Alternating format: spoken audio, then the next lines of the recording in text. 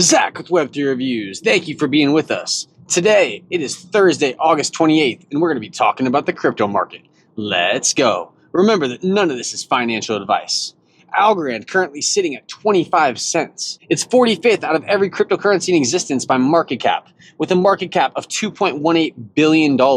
In the past 24 hours, it has a trading volume of 93 million. Algorand has a max supply of 10 billion Algo, and currently there's 8.72 billion Algorand in circulating supply. Man, I'm a big fan of Algorand. I think Algorand is one of these real-world asset tokens that's going to shock the world, man. If Ethereum could do as well as it did, if Sol can do as good as it did, why can't Algorand go on a massive run, man? You look at Algorand all time, it's down 92%. It's never seen price appreciation. Dude, Algorand is out here killing it. Let's check this out. Alex France on Algo says Algorand was just mentioned by CoinDesk. VersaBank, a Canadian digital bank listed on the NASDAQ, is testing tokenized deposits on Algo, ETH, and XLM in a US pilot. Huge news. Now, being a guy who's been following XRP and cryptocurrency for a long time, I'll tell you this, man. They don't just tell you when they're piloting. They tell you after the pilots are done and when they're thinking about turning it on for real. Now, it always takes longer than you'd like it to. Little by little, then all at once. Look at this from the Baron of Loxley. He says, Algorand, oh look, the Winklevoss company Gemini IP has received a US patent grant yesterday for policy-based blockchain transactions. The patent notes Exodus as an example client wallet and notes Algorand as an example of a suitable blockchain network. Last month, Gemini filed for an IPO in the USA, aiming for a NASDAQ listing under the ticket GEMI. This is big news, man. And Mr. Algo says, yeah, but they don't even have Algo listed on their exchange. So that's pretty funny. But hey, think about that. Once it gets listed, that's another big exchange waiting to list Algo. Dude, how big of an exchange are you that doesn't list Algorand? That's insane. Dude, I have an auto buy on my Coinbase for both HBar and Algorand. And it's just $10 a week, dude, for both tokens. So I'm putting $20 a week into the cryptocurrency market in both HBar and Algorand. And I know that sounds like pennies, but I'm playing the long game here with both these assets, man. I think both these assets are going to go on to do great things. And imagine if you would have been dollar cost averaging into the likes of XRP, Bitcoin, Solana, AVAX, Ethereum, before they got the chance to go off, dude.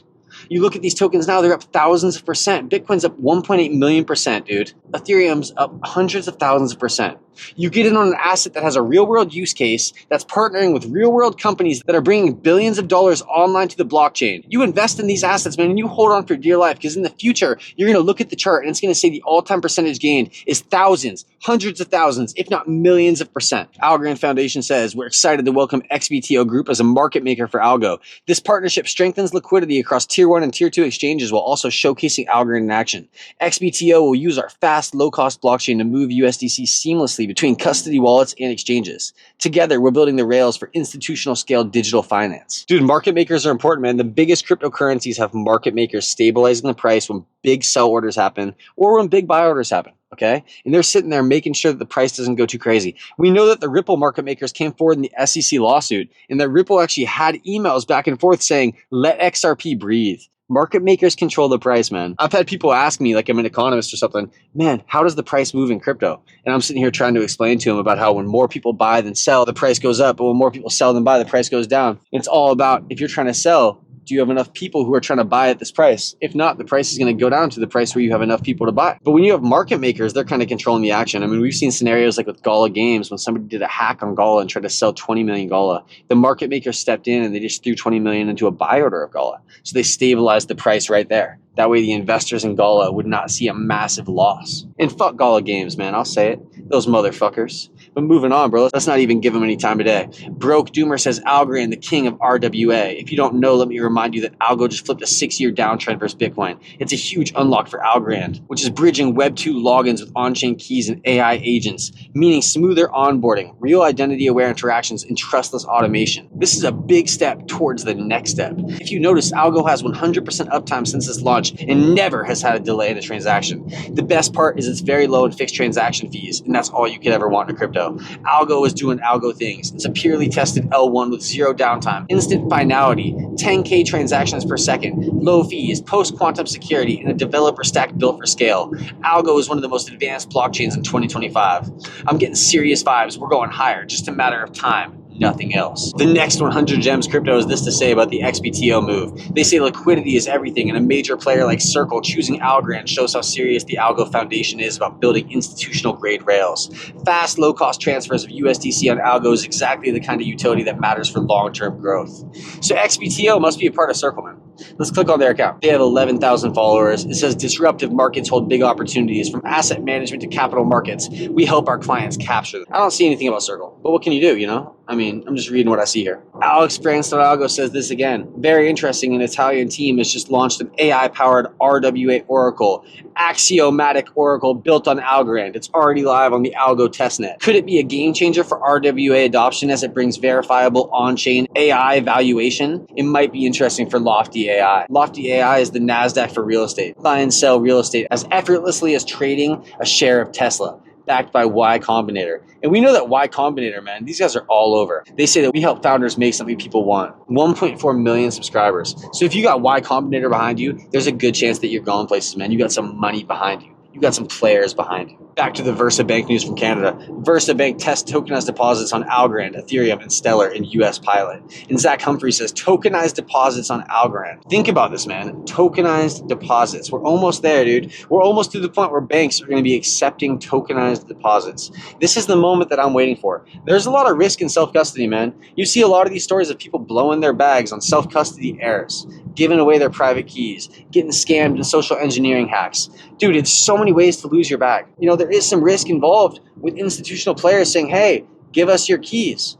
Not your keys, not your crypto, man. But the part I'm worried about is something that I ran into with Nexo. Not me personally, but a story that I read which put some fear in my heart and actually led me to withdrawing my funds. Dude, Nexo asked a few people for proof of funds. They said, show me your buy orders. Think about that, man. If you're somebody who's been dollar cost averaging for 8 years, that sounds like a fucking hassle, man. You want me to go through every single buy order and show you what I've been up to?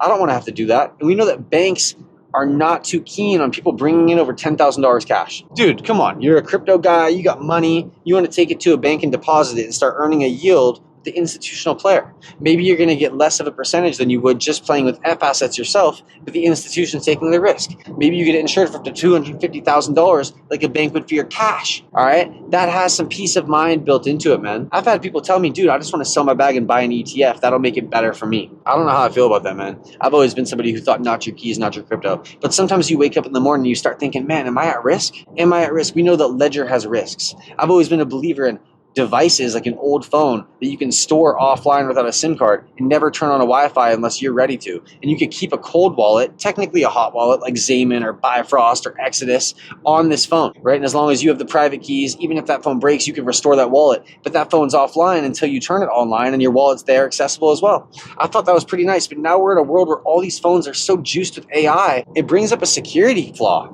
I think where if the AI is watching your phone, then you can't even load up a wallet on your phone. It gives you that 12-word key and the AI is seeing your screen.